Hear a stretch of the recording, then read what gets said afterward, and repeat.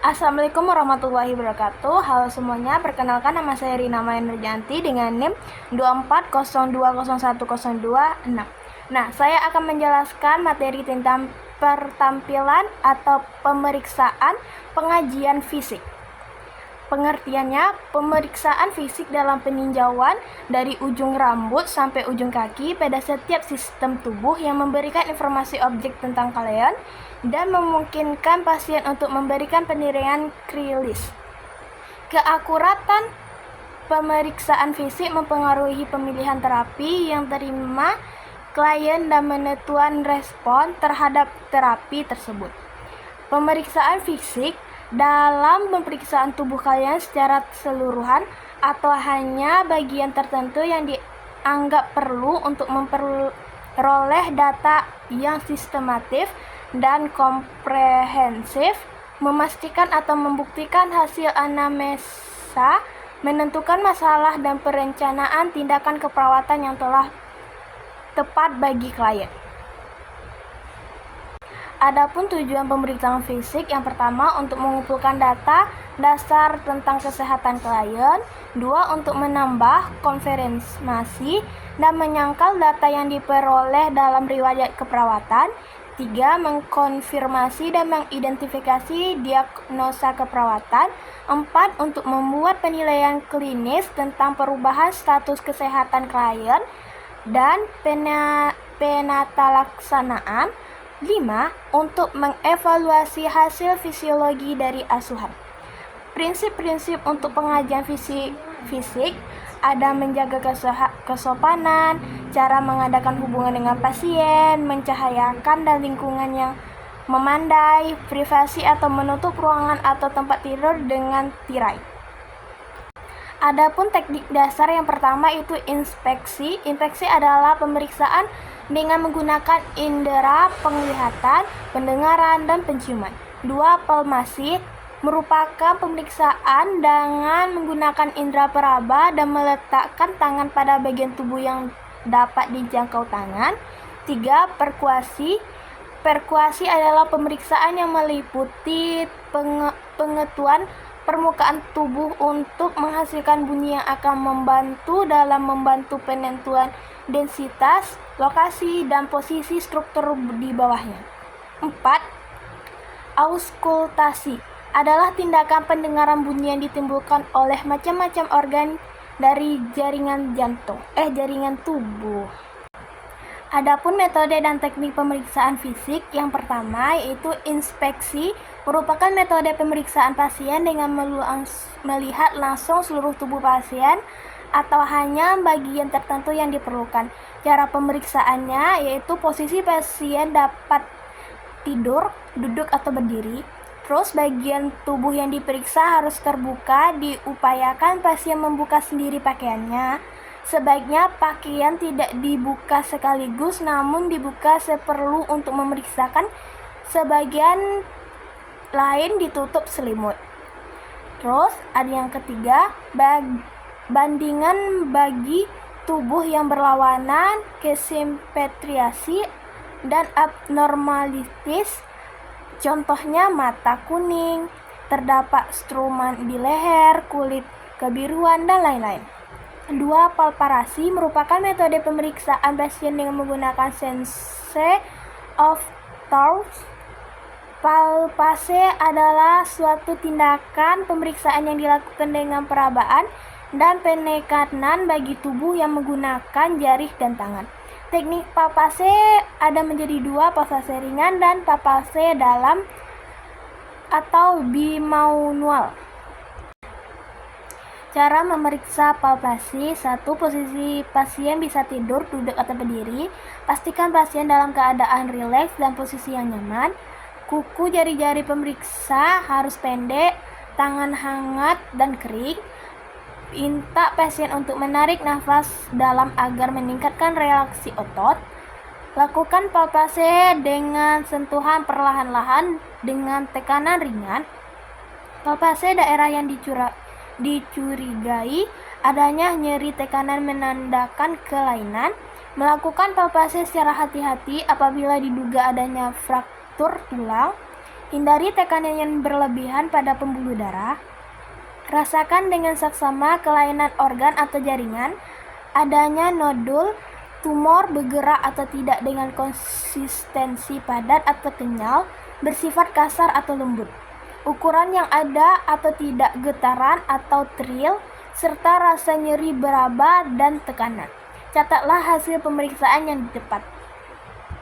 Pernafasan. Pemeriksaan ini untuk penilaian refleksi pernafasan irma, kedalaman, dan tipe atau pola pernafasan normal frekuensi pernafasan 16-24 X per ml, yang dimana bisa tertera dari PPT saya dan bisa dicermati sendiri. Bagian kepala seperti penglihatan. 1. Mata. Tujuannya untuk mengetahui bentuk dan fungsi mata, medan penglihatan, visus, dan otot-otot mata. Terus yang kedua, untuk mengetahui adanya kelainan atau peradangan pada mata. Tindakan, kelopak mata dan radangan atau tidak, sistris kaki atau tidak, refleksi kedip baik atau tidak, konjungtif dan sklera, merah atau konjungtivis, ikteri atau indikasi, hiperbiliubin atau gangguan pada hiper, pupil, isokor kaki normal, misoisis atau pengecilan, pinpoint atau sangat kecil. Inspeksi gerakan mata. Yang pertama yaitu ajurkan pasien untuk melihat lurus ke depan. Amati adanya nystagmus atau gerakan bola mata, ritmis, kecepatan atau lambat. Amati apakah kedua mata memandang ke depan atau ada yang deviasi. Beritahu pasien untuk memandang dan mengikuti jari Anda, dan jaga posisi kepala pasien tetapi lalu arahkan gerakan ke 8 arah untuk mengetahui fungsi otot-otot mata. Tekan secara ringan untuk mengetahui adanya TIO, tekanan intraokuler. Jika ada peningkatan akan teraba keras, pasien glaukoma atau kerusakan dikus optikus, kaji adanya nyeri tekanan. Pendengaran. Tujuannya untuk mengetahui keadaan telinga luar, saluran telinga, gendang telinga untuk mengetahui fungsi pendengaran.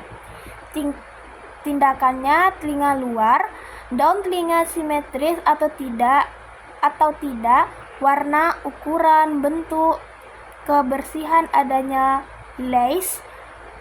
Tekanan daun telinga, apakah ada respon nyeri, rasakan kelenturan kartilago telinga dalam. Dewasa, daun telinganya ditarik ke atas agar mudah dilihat. Kalau anak-anak, daun telinganya ditarik ke bawah. Telinga dalam menggunakan otoskop, perhatikan pemberian impane, warna, bentuk, adanya serumen, peradaan, dan benda asing, ada darah. Penciuman. Tujuannya untuk mengetahui bentuk, ada fungsi hidung, untuk mengetahui adanya inflamasi atau sinusis. Tindakan, apakah hidung simetris, apakah ada inflamasi, apakah ada sekret, apakah ada nyeri tekanan atau massa. Bagian dada atau thorax, paru-paru atau pulmonalis. Tujuannya untuk mengetahui bentuk, kesimetrisan, ekspansi paru, untuk mengetahui frekuensi, irama pernafasan, untuk mengetahui adanya nyeri tekanan, adanya massa, pengadaan, edema, ektis, prenitus, untuk mengetahui batas paru dengan organ di sekitarnya. Pendengarkan bunyi baru atau adanya sembatan aliran udara. Tindakannya yaitu amati kesimetrisan dada kaki, amati adanya retraksi interkosta, amati gerakan paru, amati klavikula dan skopula simetrasi atau tiada. Palmasi, eksplanasi paru, berdiri di depan klien dan Taruh kedua telapak tangan pemeriksaan di dada di bawah papila. Anjurkan pasien menarik nafas dalam. Rasakan apakah pada paru Kika. Terus berdiri di belakang pasien. Taruh kepala telapak tangan pada garis bawah sklapula atau tingkatan kosta. Ke-10, ibu jari kaki didekatkan jangan sampai menempel dan jari-jari diregangkan lebih kurang 5 cm dari ibu jari. Suruh pasien kembali menarik nafas dalam dan amati gerakan ibu jari kaki sama atau tidak. Jantung. Amati denyut aspek jantung pada area internus lebih kurang 2 cm di samping bawah sigmoideus. Merasakan adanya pulsasi spasium intercostalis kedua kanan untuk menentukan area aorta dan spasium intercosta kedua ke kiri lebih pulmonal kiri. Pulsasi spasius intercostalis kelima kiri untuk mengetahui area tricuspidalius atau ventrikuler. Amati adanya pulsasi dari intercosta kelima. Pindah tangan secara lateral 5-7 cm ke garis midclavicular kiri di mana akan ditentukan daerah apical jantung atau PMI, point of maximal impulse. Temukan pulsasi kuat pada area ini. Untuk mengetahui pulsasi aorta, pulsasi pada area epigastika atau bawah sternum.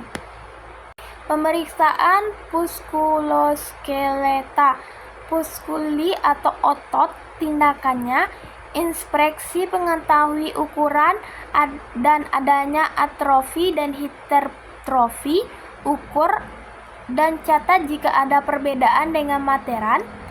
Pulsasi pada otot istirahat dan pada saat otot kontraksi untuk mengetahui adanya kelemahan dan kontraksi tiba-tiba. Lakukan uji kekuatan otot dengan nyuruh pasien menarik atau mendorong tangan pemeriksaan dan bandingkan dengan kaki. Amati kekuatan suatu otot dengan pemberian penahanan pada anggota gerak atas dan bawah. Suruh pasien menahan tangan atau kaki sementara pemeriksaan penarikan dari yang lemah sampai yang kuat. Amati apakah pasien bisa menahan. Tulang atau osteum. Amati kenormalan atau abnormalan susunan tulang. Palpasi untuk mengetahui adanya nyeri tekanan dan pembangkangan. 3. Persendian atau arthritis. Inspeksi semua persendian untuk mengetahui adanya kelainan sendi. Palpasi persendian apakah ada nyeri tekanan. Kaji range of mouse atau rentang gerak, abduksi, rotasi, refleksi, ekstensi, dan lain-lain. Tanda-tanda vital. Pemeriksaan nada.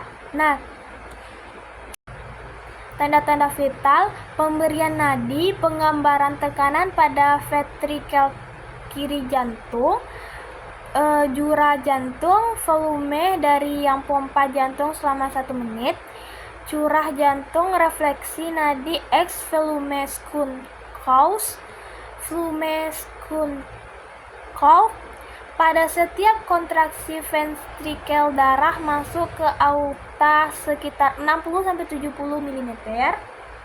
Tekanan darah, curah jantung X, tahanan eskulater prefer. Lokasi titik nadi pada jantung ada yang brakis, adialis, unalis, lectoralis, carotis, apical, femoralis, popliteal, tibialis posterior, dan dorsalis pedis. Pemeriksaan tekanan darah. 1. Bertujuan menilai kelainan pada gangguan sistem kardiovaluler. 2. Darah mengalir melalui sistem sirkulasi karena jantung memompanya ke dalam arteri di bawah tekanan tinggi. 3. Tekanan darah arteri menggambarkan dua hal. Yang pertama, angka stolik besar tekanan yang dihasilkan ventrikel kiri sewaktu kontraksi. Angka diastolik besar tekanan yang dihasilkan ventrikel kiri pada saat beristirahat. Nah, saya juga menyantumkan tekanan darah normal rata-rata pada usia 1 bulan sampai lansia. Sistem respirasi. Sistem respirasi terdiri dari paru-paru dan sistem tabung, sistem konduksi yang menghubungkan tentang pertukaran gas dengan lingkungan di luar tubuh. Sistem pernafasan dibagi menjadi dua yang utama. Ada konduktif, portior atau bagian konduktif, terdiri dari rongga hidung, nasofaring, laring, trachea, bronchioles dan bronchiolus. Terminal respiratory, portion atau bagian pernafasan tempat terjadinya pertukaran gas, yang terdiri dari bronchiolus pernafasan, saluran, alveolus dan alveoli.